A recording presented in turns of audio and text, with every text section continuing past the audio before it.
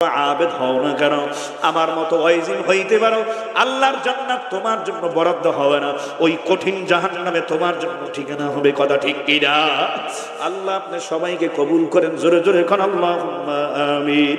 ওই ঘটনাটা আমি বলতেছিলাম, দয়ার নবী এলান করার পর, সাহাবায়ে কেরামদের মাধ্যমে ঘোষণা দেওয়ার পর, গোটা মদিনার বাজারের ভিতরে যখন এলান শুরু হয়, সব মানুষ দৌড়াইয়া মায়ার নবীর ওই অনুরোধ অনুযায়ী, আহ্বান অনুযায়ী সবাই জান্নাতুল বাকি কবরস্থানের মধ্যে চলে আসে।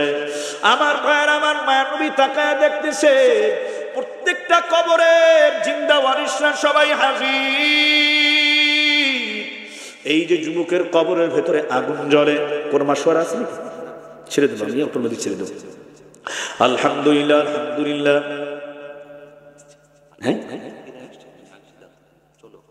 তাই না? আল্লাহ আল্লাহ আল্লাহ।